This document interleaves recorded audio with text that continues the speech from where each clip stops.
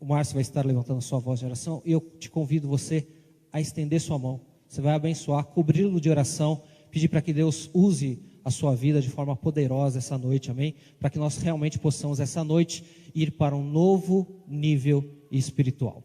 Levante sua voz de oração. Glória a Deus. Estenda as mãos, amém? Vamos abençoar.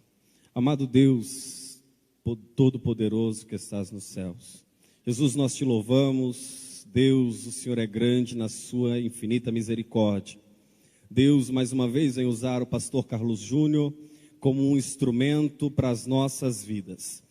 Toda esta EBJ nasceu do seu vontade para nós.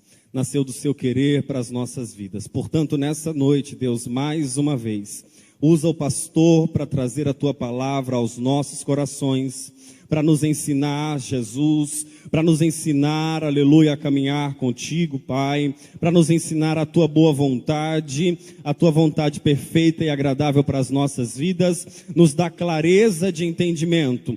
Jesus Cristo nos dá clareza de entendimento ao ouvir a tua voz nessa noite.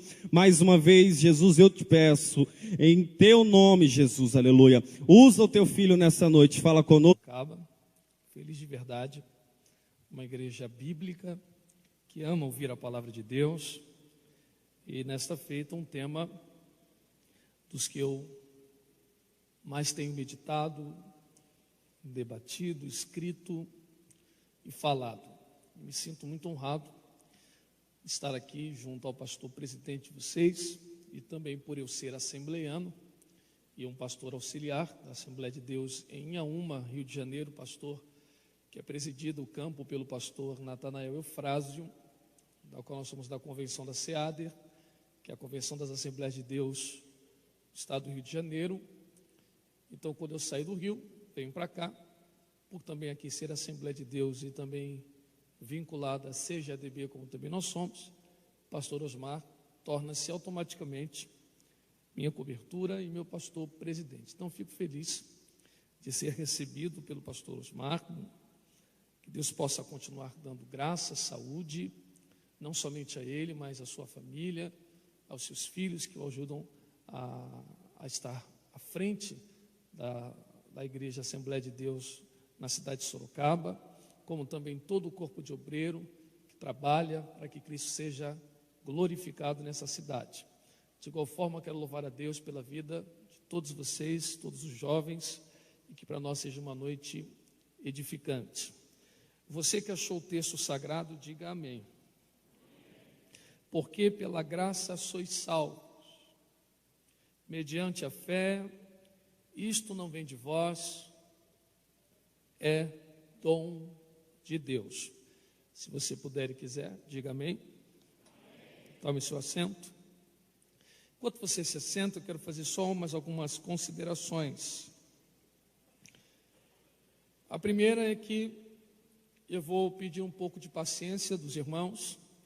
É um tema complexo.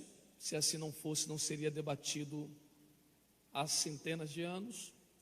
Então nós temos um debate que dura, um debate acirrado há centenas de anos, e que visivelmente o pensamento arminiano, tanto clássico como wesleyano, tem prevalecido. Ressalva só, se não me engano, o século XV e XVI, onde o calvinismo ganhou uma força. Tirando isso, o pensamento arminiano sempre foi o mais predominante, mas o debate não cessa. Então nós com certeza não vamos conseguir resolver aqui numa noite muitos problemas. Então eu conversei com o pastor Jackson de dar uma visão para você do ponto mais importante, que eu considero mais importante. Então eu vou mostrar para vocês aqui da onde as ideias giram em torno de quê? Da onde partem as ideias soteriológicas, arminianas e calvinistas. Eu poderia aqui abordar textos, como disse para o pastor Jackson, mas são muitos textos. Romanos 9, 8, Efésios, são vários textos que necessitariam de um aparato da exegese, e aí nós teríamos que interpretar palavra por palavra, e demoraria um pouco de tempo. Mas creio em Deus que não faltarão oportunidades, e se assim Deus quiser e for da vontade do pastor Osmar, a gente pode voltar aqui e abordar um dos capítulos, como Romanos ou outros textos. Então, para que não fique fio desencapado, eu vou mostrar uma visão sobre as ideias. Eu também falei com o pastor Jackson que queria indicar alguns livros para a leitura de vocês, que eu acho de suma importância você conhecer a sua fé. Então, eu tentei pegar os livros mais acessíveis, de um custo que não é tão alto, né? Eu acho que a obra de Armínio ela é necessária todo assembleano ler, como a Confissão de Fé Assembleana, mas é um livro infelizmente caro, e talvez nem todos possam ter acesso às obras de Armínio. É uma coleção de livros um pouquinho cara, e que eu fico um pouco entristecido quando as institutas da religião de Calvino são mais acessíveis.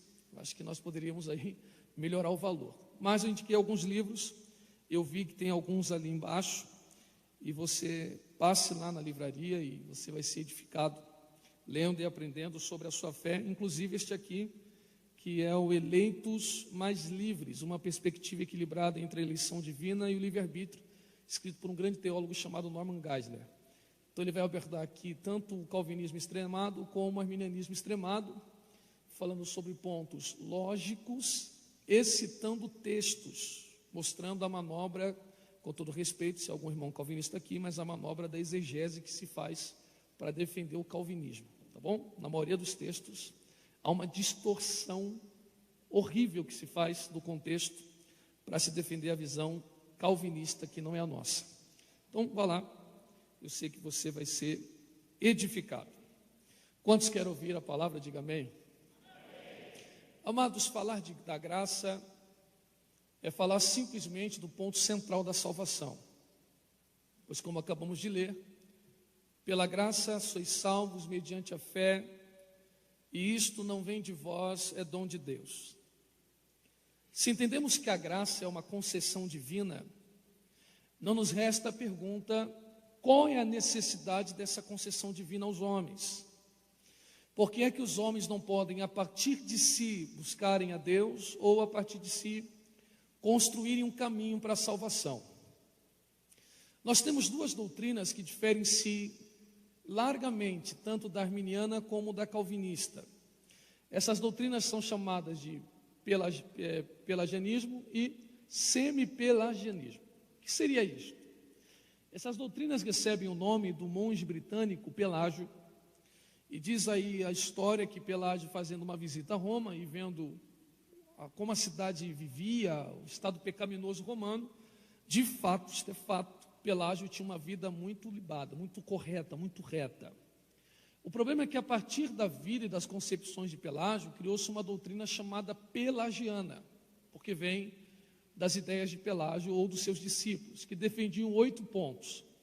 Desses 8 pontos defendidos pelo pensamento pelagiano, um é o mais divulgado, o mais comumente conhecido. O que Pelágio e os seus seguidores defendiam, e que foi a causa do debate de Pelágio com Agostinho?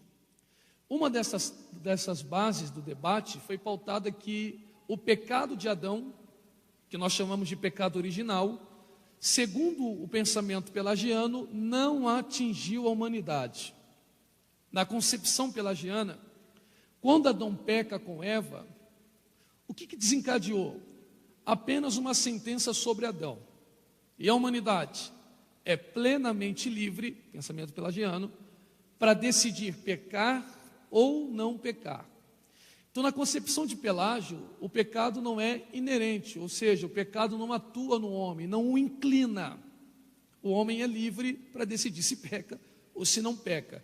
Isto nitidamente é contrário aos ensinos bíblicos. Eu não sei se está aí, está aí? Coloca o primeiro slide para nós lermos todos juntos. Eu sei que no comecinho vai ser um pouquinho chato, mas vai dar tudo certo. Os textos aqui você podem ver que defendem como o pecado atingiu o homem. O primeiro é Romanos capítulo 3, do verso 9 ao 12, que diz: pois que somos nós mais excelentes? De maneira nenhuma.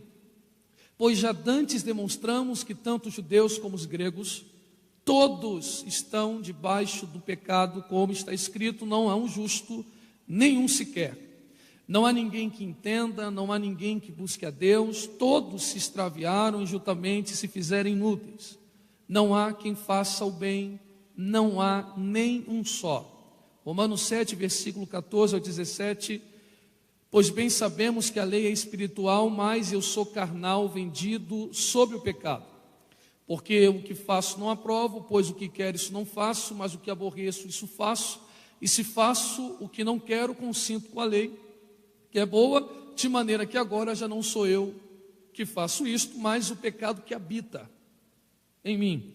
Primeira Epístola de João, capítulo 1, versículo 8 ao 10. Se dissermos que não temos pecados, enganamo-nos a nós mesmos, e não há verdade em nós. Se confessamos os nossos pecados, Ele é fiel e justo para nos perdoar os pecados e nos purificar de toda a injustiça. Se dissermos que não pecamos, fazemo-lo mentiroso, e a sua palavra não está em nós. Então fica evidente que o pecado de Adão afetou a restante da criação, dos homens.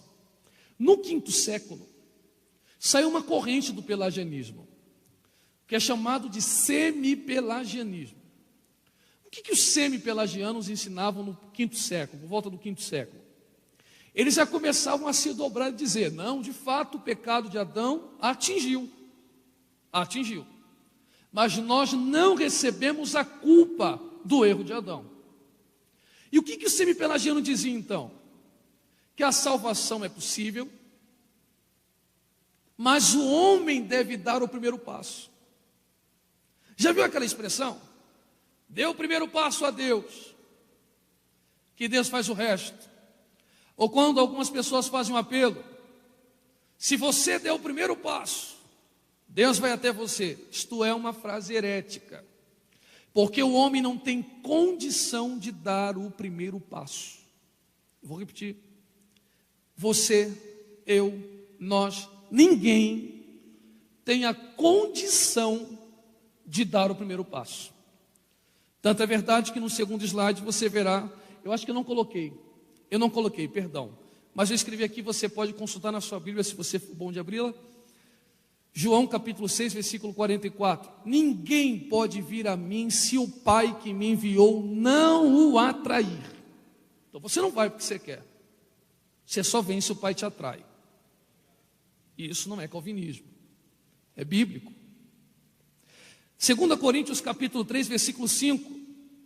Não que possamos reivindicar qualquer coisa com base nos nossos próprios méritos, mas nossa capacidade vem de Deus. Eu não tenho como dar o primeiro passo. E por que não tenho como? Porque sou inclinado ao pecado e por alguns outros motivos, que já vou explicar daqui a pouco. O que nós cremos então?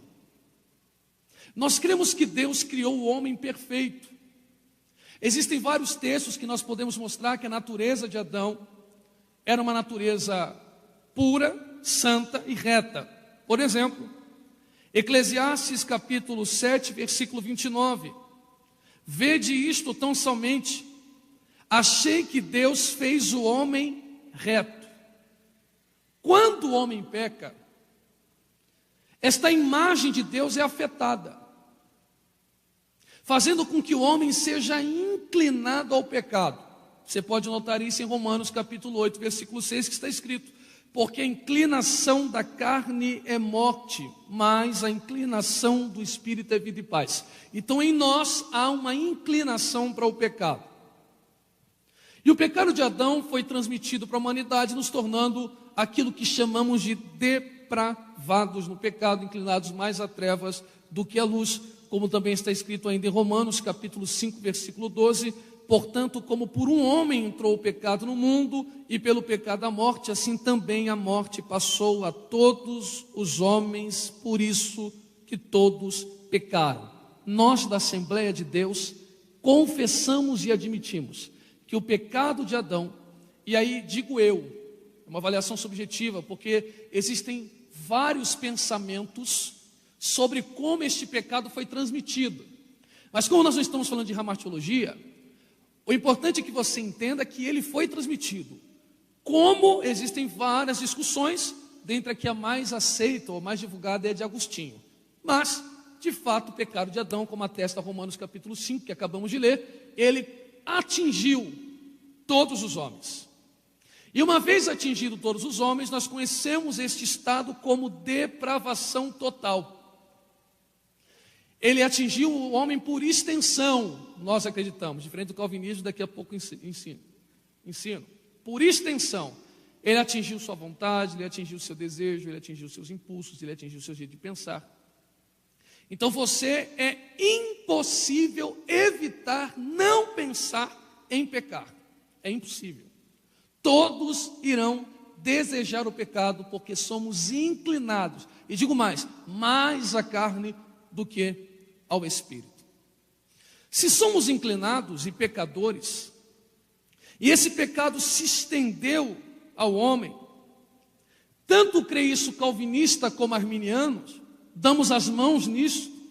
A pergunta que resta é: como é que o homem então vai alcançar a salvação? Primeiro, ele não pode criar um caminho a partir de si. Pelágio está por fora. Segundo, ele não pode dar o primeiro passo.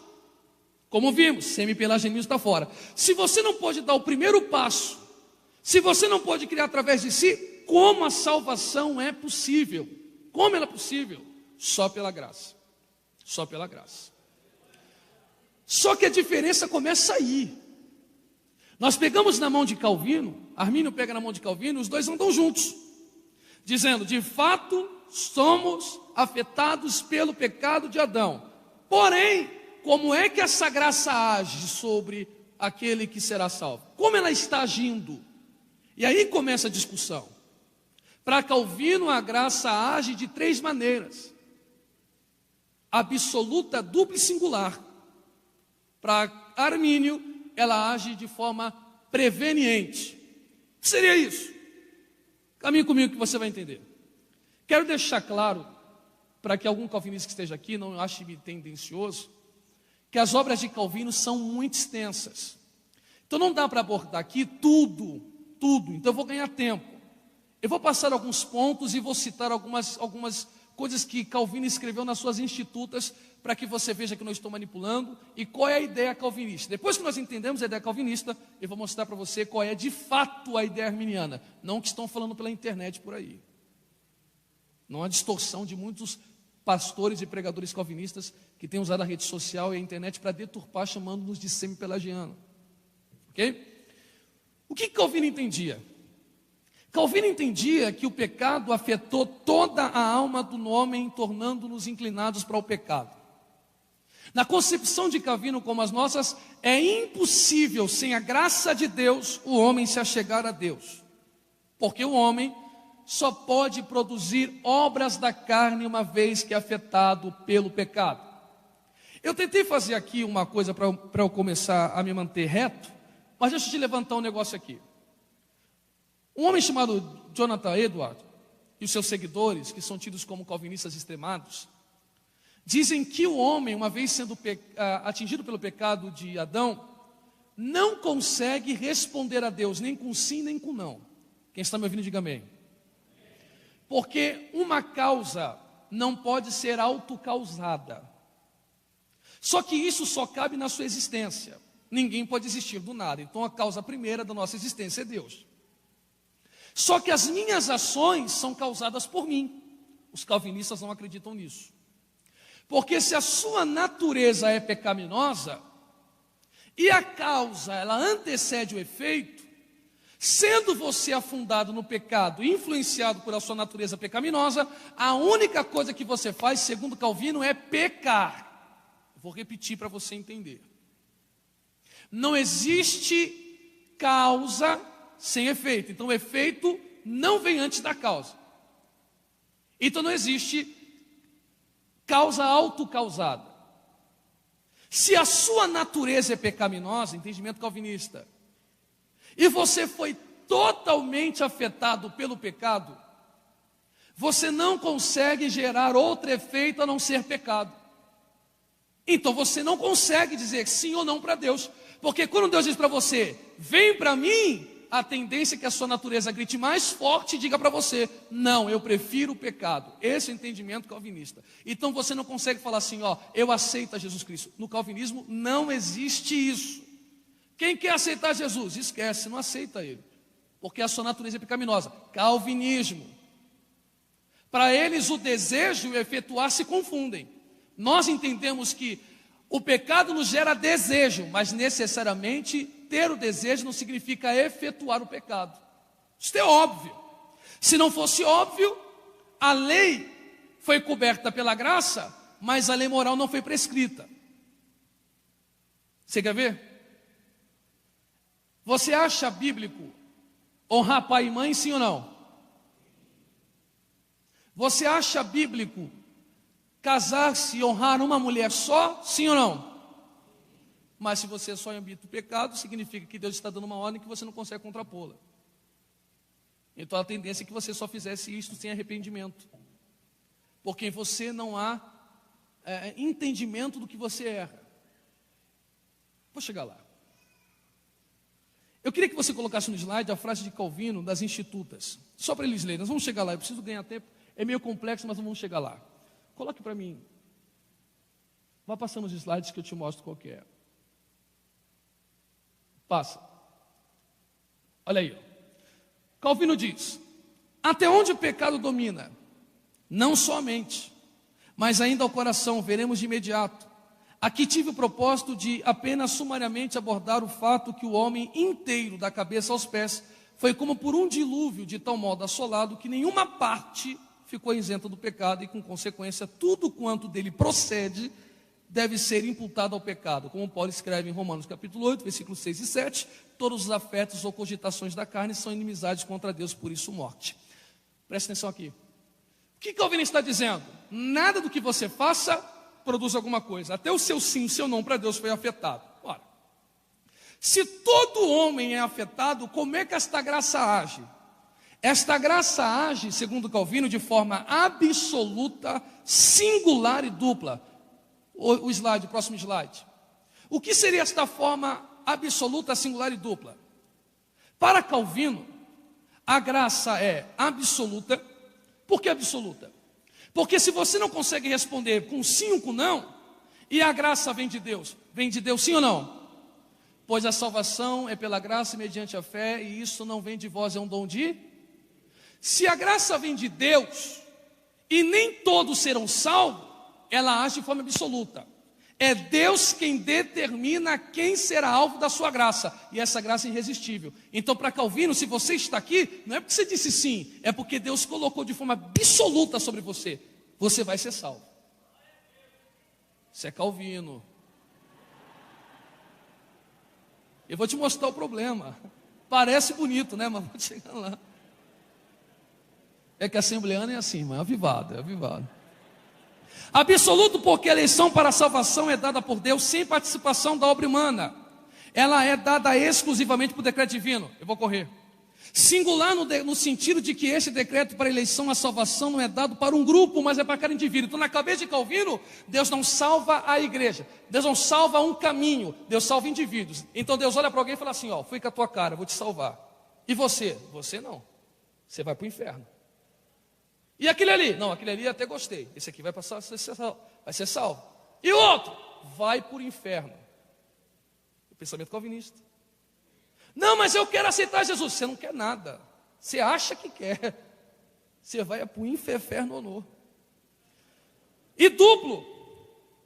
Se existe um Deus que determina quem vai ser salvo, o mesmo que diz quem vai ser salvo, diz quem vai para o inferno. E isso ele chama de predestinação. Como é que a salvação do calvinismo funciona? Nem sim, nem não você consegue falar, então Deus é quem te salva. Se só alguns serão salvos, nem outro, Ele é quem escolhe individualmente quem vai ser salvo. Esse aqui eu salvo, esse aqui eu não, esse aqui eu salvo, esse aqui eu não, esse aqui eu salvo, esse aqui eu não. E se Ele salva alguns e nem outros, então Ele está dizendo para alguns, um vai para o céu e o outro vai para o inferno. Próximo slide, olha o que Ele diz, não sou eu, olha o que Ele diz. Aos jovens que vão para a internet ouvir calvinista e não vão na fonte primária, fazer a dialética, criam síntese de YouTube. Olha lá, chamamos de predestinação o eterno decreto de Deus, pela qual houve por bem determinar acerca de cada homem o que quis que acontecesse, pois ele não quis criar a todos de igual condição. Para Calvino, Deus criou um de um tipo e outro de outro. Ao contrário, pré-ordenou a vida eterna a uns e a outros a condenação eterna. Portanto, como cada um foi criado para um desses destinos, assim dizemos que foi predestinado para a vida e para a morte. Então, antes que o camarada nascesse, Deus já disse assim, ó, vai para o inferno. Está entendendo? Antes dele nascer, vai para o inferno, porque eu quero que vá para o inferno. E o outro, antes de nascer, ele disse aqui, esse aqui vai para o céu, porque eu quero que vá para o céu. E isso eles chamam de providência divina, não é um pensamento de Calvino, é um pensamento de Zwinglio. E Zwinglio diz, a providência divina é o governo imutável sobre todas as coisas do universo, como o movimento delas. Na cabeça de Zwinglio, quando eu levanto um copo, não é porque eu quis levantar, é porque Deus determinou que eu levantasse nesse momento. Eu estar falando com você não é porque eu quero falar, é porque Deus determinou que eu falasse nesse momento. Quando alguém mata, não está matando porque ele quer, é porque Deus determinou que matasse. Aí você pergunta, mas Deus é cúmplice do pecado? É Calvino diz, isso é mistério. Literalmente, não sei te responder, é mistério. Olha o que ele diz, para baixo, estou correndo. Ora, como Jacó, sem ainda nada merecer por suas obras, é recebida a graça, assim também Esaú. É uma distorção de Romanos 9 horrível. Ainda de nenhum inclinado ao delito é tido em ódio. Se volvemos nossos olhos para as obras, fazemos grave injúria ao apóstolo, como se ele não tivesse percebido, como algo óbvio aquilo que para nós é claro. Com efeito, ele não percebeu, é fácil de ser provado. Uma vez que ele insiste expressamente dizendo que não havia ainda nada de bom ou mal a ser mostrado, de que um e o outro rejeitado, de sorte assim, prova que o fundamento da predestinação divina não está na obra. Ele está deixando claro, Deus joga no inferno quem Ele quer, Deus leva para o céu quem Ele quer, e ninguém tem nada a ver com isso. Ninguém tem nada a ver com isso. Tem mais. Para baixo. Olha o que ele diz aqui, ó, para ganhar tempo.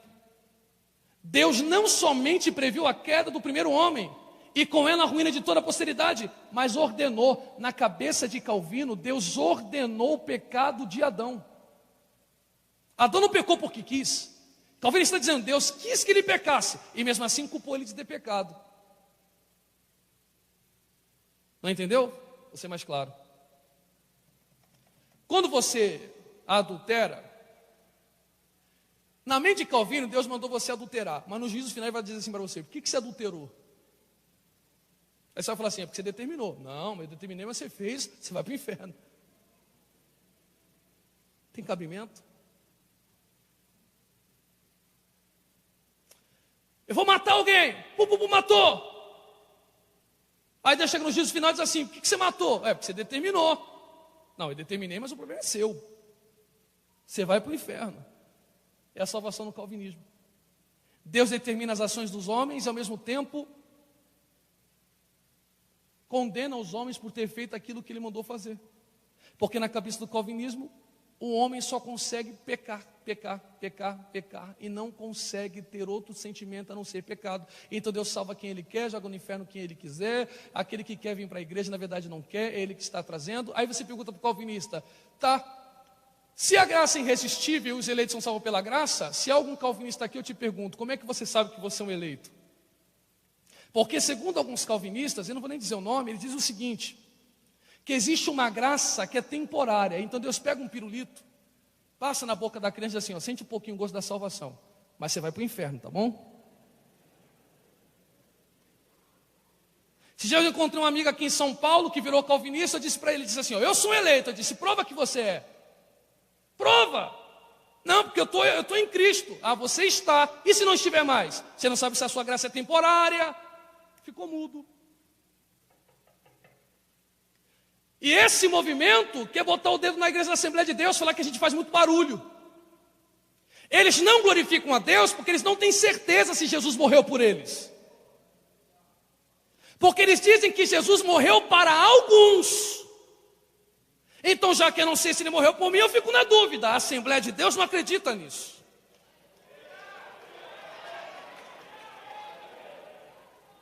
que diz Armínio? Armínio diz o seguinte: existe uma graça preveniente. E o que é essa graça preveniente? A graça preveniente é uma graça que antecede a salvação. Explica, Carlos, eu vou te explicar. É o próximo slide. O que ele diz? A graça preveniente, ela opera dessa forma aqui. Você vem para a igreja, quem está me escutando, diga amém. Você é pecador, você não consegue dar o primeiro passo. Mas Deus é quem dá o primeiro passo. E por que Deus dá o primeiro passo? Porque Ele te ama. E ama a todos, sem distinção. E por amar a todos, como diz a Bíblia, Ele não quer que nenhum se perca. E essa graça preveniente, segundo Armínio, é a pregação do Evangelho. Quem está exposto à pregação do Evangelho está recebendo um convite do Espírito Santo batendo na porta do seu coração. Abre que eu quero entrar com você, para você cear comigo. Esta graça, ela não impõe em você a salvação, ela te convence, dizendo: não há outro jeito de você ser salvo, a não ser pelo mérito de Cristo. Então é um dom gratuito. Se você disser sim, você não se salva, mas você recebe este dom gratuito. E quem te santifica é Deus, quem te separa é Deus, quem te habilita é Deus, quem aperfeiçoa é Deus. Próximo slide para eu ler, eu estou pulando os slides por causa do tempo.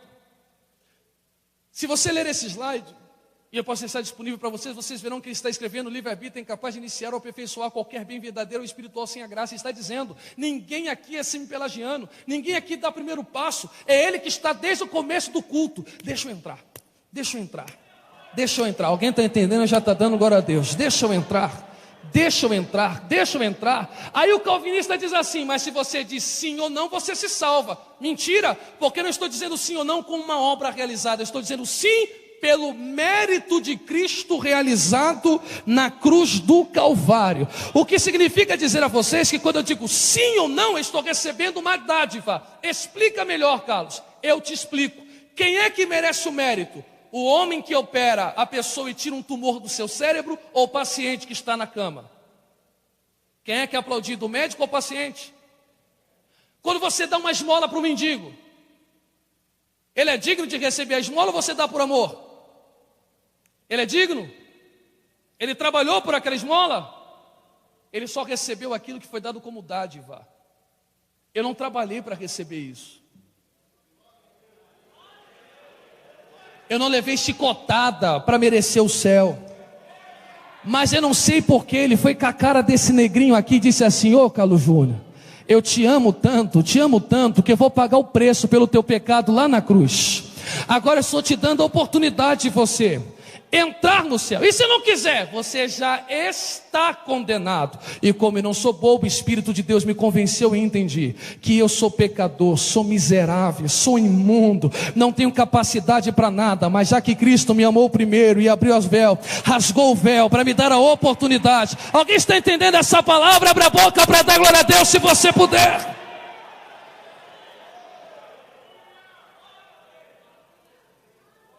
Prova na Bíblia. Olha, é que realmente o pastor Osmar me deu um alerta ali, é verdade. Eu tenho que viajar daqui a pouco. Então eu só tenho mais 10 minutos. Eu estou correndo. Mas é bom que se o pastor Osmar sentir de Deus, de me convidar de novo, vem com mais calma e explico melhor. Eu coloquei nenhuma pessoa, nenhum pai da fé, nenhum pai da igreja, nenhum pai da defendeu o calvinismo, só Agostinho na fase velha, e o próprio Calvino escreve nas suas institutas: nenhum pai da igreja me serviu, a não ser Agostinho. Ninguém, depois dos apóstolos, defendeu esse pensamento.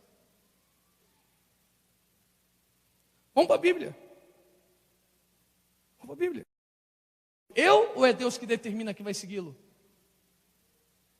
Lucas capítulo 7, versículo 30. Mas os fariseus e os doutores da lei rejeitaram. Quem é que rejeitou o conselho? Foi Deus que disse rejeita, ou eles que disseram não queremos? Já estão condenados. Mateus capítulo 23, versículo 37. Jerusalém, Jerusalém, que mata os profetas e apedreja os que te são enviados. Quantas vezes quis te ajuntar com os filhos debaixo das, com a galinha junto os pintinhos debaixo das asas, mas tu não quisestes. Quem não quis foi vocês. Mas eu bati na porta. Para eu resumir, sabe como é que funciona o Deus calvinista?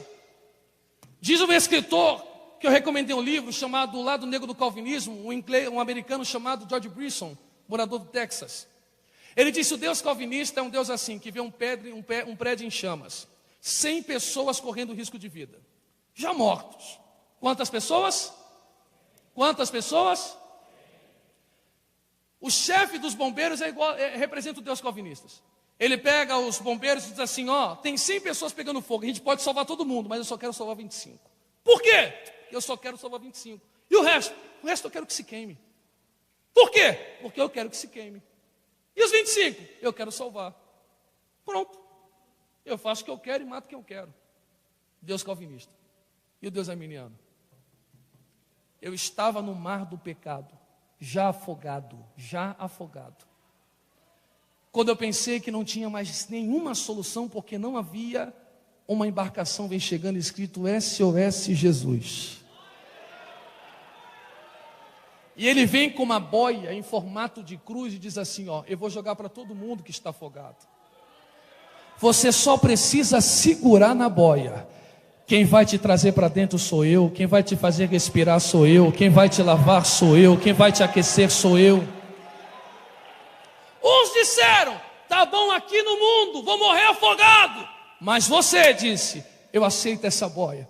Quando você segurou na cruz, ele te trouxe para a embarcação chamada igreja, você disse: quanto é que fica? Ele disse: já foi pago. Quanto é que eu tenho que pagar? Ele disse: já está quitado. Eu ouvi uma frase que eu queria que fosse minha, não é, mas eu queria que fosse minha. Eu tenho inveja de quem fez a frase. Qual é a frase? A quem muito é perdoado, muito se é grato. É por isso que a Assembleia não aguenta ficar calado. E por que não aguenta ficar calado? Porque se eles acreditam que o que salva não é a graça, é a predestinação, e só sabe que se quem é salvo lá no final, nenhum deles tem certeza se Cristo morreu. Então o culto deles é morto, irmão, é mudo, é uma biblioteca. E o assembleano já chega assim: ô glória, aleluia, ô mistério, olha aí, vai dar glória a Deus não? Alguém ela diz assim: meu Deus, está passando vergonha, esse camarada não para quieto. Não é que ele não para quieto, é que você sabe o que vale o Corinthians. Quando o Corinthians faz gol, você grita. É que você sabe quanto que vale o São Paulo. Quando o São Paulo faz gol, você grita. Ele não, ele entende o que é o sacrifício de Cristo na cruz do... Alguém está entendendo essa palavra? Levante a sua mão mais alto que você puder, o mais alto que você puder, o mais alto que você puder, o mais alto que você puder. Jesus não morreu para alguns, Jesus morreu para que todos pudessem, através do seu mérito, alcançarem a salvação. Uns disseram não, mas já que você disse sim, esfrega na cara do diabo. Ele é mais do que um caroço sumindo, ele é mais do que a cura de um paralítico, ele é mais do que uma porta de emprego. Ele é o salvador da minha alma, libertador dos meus pecados. Quem acredita nisso, abre a boca para glorificar o nome de Jesus. Se você segure na mão da pessoa que está ao seu lado, por favor.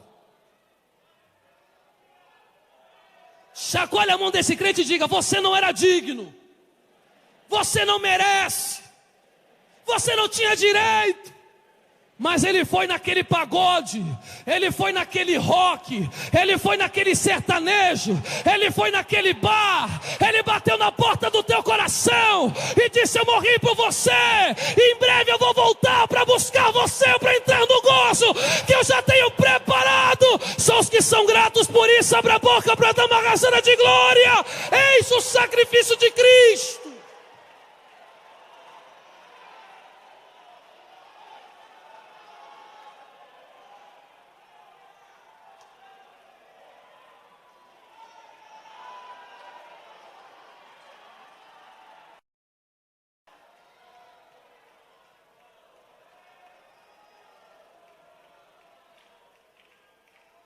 Você que está aqui, a Assembleia de Deus não prega um Deus tirano, porque em nome da soberania o calvinismo reduziu o amor dele. E João 3,16 diz: Deus amou e sabe o que eles dizem? Que Deus amou os eleitos. Prova para mim no texto que é os eleitos, prova para mim, se ali é cosmos. É o mundo. Segunda Pedro, Deus é paciente, não quer que nenhum se perca. Nenhum. Romanos capítulo 1, versículo 16. Pois eu não me envergonho do evangelho, porque é o poder de Deus para a salvação de todo. Romanos capítulo 2, Deus não faz acepção de pessoas. Se eu fosse calvinista, não lhe faria esse convite. Mas como eu sou arminiano, ele olhou para mim e disse assim: Carlos, dá de graça o que você recebeu de graça. E o que eu tenho para te oferecer é isso aqui. É a graça de Deus que salva o homem e liberta o homem. Quem já foi salvo por essa graça, abra a boca para dar uma rajada de glória. Se você pode dar glória a Deus. Tem jeito para você. Se você está aqui esta noite morto no mar do pecado, a embarcação de Jesus chegou hoje ao seu porto. E o que eu tenho que fazer, Carlos? Não é por obra, para que ninguém se glorie. Não é você dar o primeiro passo, é Ele que já está dando. É você confessar que não tem escada, não tem atalho, só tem um caminho. Jesus disse: eu sou. Eu estou sentindo a presença e a graça do Espírito Santo. Eu sou o caminho, a verdade e a vida, e ninguém vem ao Pai a não ser por mim. E Ele está aqui de braços abertos te esperando. Se você disser: eu confesso, em mim não há bem nenhum, bem-vindo à graça de Deus.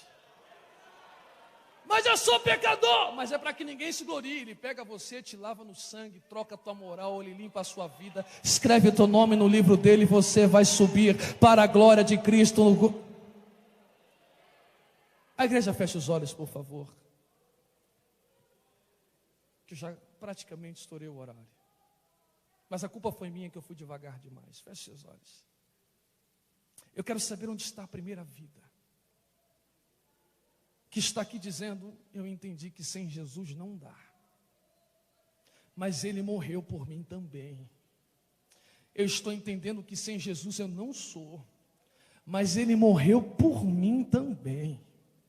Ele não morreu só por assembleano, por presbiteriano, por batista, Ele morreu por todos.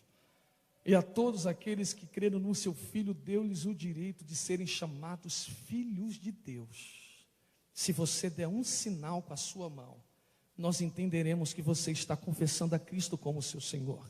E nós iremos orar junto contigo para que Deus te dê força e você continue caminhando na sua presença. É um bom hábito isto. Eu quero fazer este convite, este apelo. Aonde está a primeira vida que estava afastada? Onde está a primeira vida que não conhece a Cristo, não se entregou para esta graça? Se você der um sinal com a sua mão, dizendo: eu quero me entregar para esta graça vai te envolver da planta dos teus pés ao alto da sua cabeça, e você será um salvo. Onde está a primeira vida? Se você der um sinal com a sua mão, nós iremos orar por você. A embarcação de Jesus está aqui, a salvação está aqui, a graça ainda opera, a graça ainda salva, e eu sei que ela está batendo na porta do seu coração. Onde está a primeira vida que quer se entregar a Jesus Cristo? Onde está você? Está vindo a primeira vida, você pode glorificar a Deus por isso, você pode glorificar a Deus por isso. Onde está a segunda vida? Onde está a segunda vida? Onde está a segunda vida que quer se entregar a Jesus, que quer voltar para Jesus? Onde está a segunda vida? Venha, venha, venha, venha. Ele diz: venha a mim, todos os que estão cansados e sobrecarregados. Todos os que estiverem, todos os que tiverem. Onde está você? Onde está você? Venha, você que está cansado desta vida de pecado. Venha, venha. Sem Jesus não há solução, sem Jesus não há vida, sem Jesus não há paz, sem Jesus não há nada. Só Ele é que pode conceder vida e vida eterna, vida e vida com abundância. Eu insisto pela última vez: onde está você? Onde está você? Onde está você? Onde está você? Há mais alguém esta noite que deseja se entregar a Cristo? Há mais alguém esta noite que deseja se lançar em Cristo? Se não há, eu irei orar. Está vindo mais uma vida. Você pode glorificar a Deus por isso, irmãos. Você pode glorificar a Deus. Onde está a terceira vida? Onde está a terceira vida? Dê um sinal com a sua mão. Venha para Jesus. Venha para Jesus. Talvez alguém pode dizer: eu não sei. Se eu fosse calvinista eu diria: eu não sei se Jesus morreu por você. Mas eu estou dizendo: Ele morreu por você. Ele morreu por você. Ele morreu por amor a você. Por amor a você. E eu acredito na predestinação do caminho. Fora dele não há salvação. E se você não vem por ele, você já está condenado. Mas se você está nele, nova criatura você será. Onde está você? Onde está a terceira vida? Há mais alguém? Se não há mais ninguém, com permissão do pastor Osmar, fique de pé comigo para nós fazermos essa oração. Para nós fazermos esta oração. Quantos foram salvos pela graça? Diga glória a Deus se você puder. Estenda as mãos para cá, por favor. Estenda as mãos para cá. Estenda as mãos para cá. Senhor Deus, nós te glorificamos, Pai, porque nós entendemos que a sua morte não foi ilimitada. Sua morte se estendeu a todos. É um convite a todos, ao negro, ao branco, ao índio, ao europeu, ao brasileiro, ao norte-americano, ao rico, ao pobre, ao magro, ao baixo, ao gordo, ao adúltero, ao assassino, ao homem natural. O Senhor convida, Senhor, pois o único pecado que não há perdão é blasfêmia contra o teu Espírito. Mas esta noite nossos olhos estão contemplando que mais uma vez a eficácia da sua graça está viva e funciona, Senhor. Pai, o que te pedimos, não nos tenha por ousado, mas do mesmo jeito que nos tiraste do lamaçal do pecado, não permita que estas vidas retornem para lá, Senhor. Amarre-os no teu altar, aperfeiçoa a tua obra, pois aquele que começou é fiel para aperfeiçoá-la. Firma essa casa sobre a rocha firme, e que o vento e a tempestade não possa derrubar a comunhão que aqui está sendo feita. Que o teu nome seja glorificado e que através desses frutos, outros frutos permaneçam para a glória do seu santo e bendito nome. Se você puder e quiser, dê grito de glória a Deus, se você tem glória a Deus para dar. Deus abençoe. O Pai me adotou, teu amor me comprou. Eu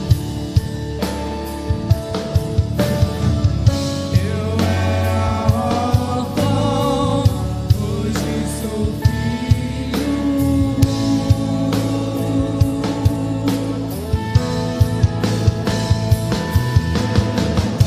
me adotou, teu amor me comprou.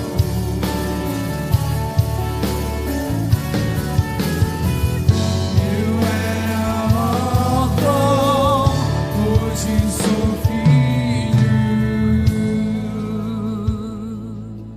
Pode tomar seu assento rapidamente. Nós ainda temos um trabalho a fazer. Nosso pastor presidente vai vir apresentar algumas pessoas que estão vindo congregar conosco aqui na família da Assembleia de Deus, e nós somos muito gratos e felizes a Deus por aqueles que estão chegando para ser família conosco. Eu quero perguntar para a igreja se vocês estão felizes, contentes, alegres. Querem agradecer pastor Carlos Júnior, 10h30, daqui a pouco ele tem um voo para Goiânia, é isso? Ipatinga, Minas Gerais, então ele tem que sair correndo, mas a igreja está feliz, contente, quer convidá-la a sempre estar conosco. Diga comigo amém. Então confirme esse amém com uma forte salva de palmas. Obrigado, pastor Carlos Júnior, Deus continue abençoando, que Deus o leve em paz ali a Minas Gerais. Ele já vai estar saindo para ir para o aeroporto. Aqueles livros que ele indicou, ele já tinha passado os nomes com uma certa antecedência. Nossa livraria adquiriu esses livros para que a igreja pudesse ser abençoada. Então, são 6 livros, pastora? 5 livros, mais ou menos, né, que ele indicou. E você passe ali, tire as informações, quais são os livros, valores, que a pastora Claudete lá, com as irmãs que auxiliam, estarão dando uma assistência para vocês. Nós temos todos os livros ali na nossa livraria. E você já percebeu, eu vi alguns jovens aí anotando no caderno. É isso mesmo, escola bíblica, importante que você traga um caderno amanhã, anote, para que você possa realmente, esses ensinamentos possam fazer parte do seu entendimento. Mas para aqueles que querem se aprofundar, fora os livros da nossa livraria, o nosso SECADS, a nossa escola teológica, para você que ficou com gostinho de quero mais, eu quero aprender mais, eu quero entender melhor isso aí, o que o pastor Carlos Júnior falou, eu quero conhecer a nossa escola de teologia está com as inscrições abertas para curso básico, médio e bacharel em teologia, tá? Então você que se interessou, que ficou com gostinho de quero mais, não deixe de passar ali no andar de baixo, na nossa escola, na faculdade teológica, para tirar mais informações e também saber o início das aulas e você poder participar também e também se aprofundar. É bom, né? É bom quando a gente conhece assim, a gente consegue mastigar assim, uma boa palavra e sair e aprender alguma coisa e poder colocar isso em prática. Então você precisa estudar um pouquinho mais e na nossa escola teológica, com a visão assembleiana, é o melhor lugar que você pode se aprofundar na palavra de Deus. Também lembrando, aproveitando aqui, que no domingo nós teremos às 8 da manhã, para o pessoal aqui do Templo Sede, às 8 horas da manhã, reunião com os professores da Escola Bíblica Dominical. E às 9, o início da Escola Bíblica Dominical, isso no próximo domingo. E lembrando aos jovens e adolescentes aqui do Templo Sede que não teremos ensaio no domingo por esse trabalho, essa atividade que estamos tendo com os jovens AD, né? Esse trabalho regional. Lembrando que amanhã, quinta e sexta, estaremos aqui de volta na IBJ